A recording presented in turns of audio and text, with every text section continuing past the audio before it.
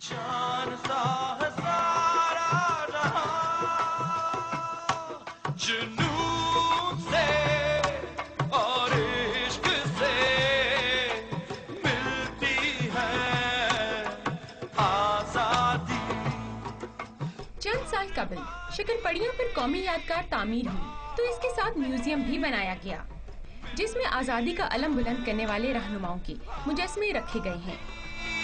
قائد اعظم اور مفکر پاکستان علامہ اقبال سے وابستہ اشیاء کو بھی اس میوزیم کی زینت بنایا گیا۔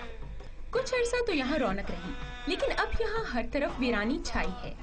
جی ہاں، بلوں کی عدم ادائیگی کے باعث گزشتہ 18 روز سے اس میوزیم کی بجلی کاٹ دی گئی ہے۔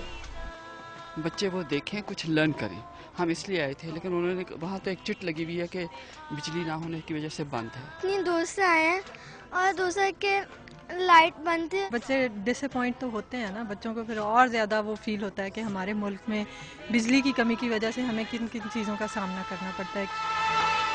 بجلی کی بندش اور درجہ حرارت بڑھنے سے لاسانی کی مخصوص لکڑی سے بنی میوزیم کی اندرونی دیواریں بھی خراب ہو رہی ہیں۔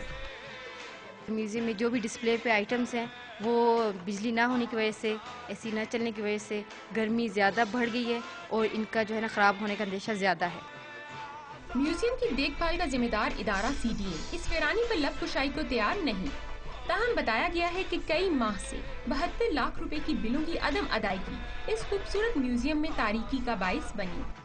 اس قومی یادگار کے عجائب گھر اور اس میں رکھے گئے ان مجسموں پر خطیر رقم خرچ کی گئی ہے، تاہم انتظامیہ کا کہنا ہے کہ حکومت سے متعلقہ اداروں کی عدم دلچسپی کی وجہ سے یہ ثقافتی ورثہ بری طرح متاثر ہو رہا ہے۔ کیمرہ مین ندیم خان کے ساتھ انیسہ الیاس، ڈان نیوز، اسلام آباد۔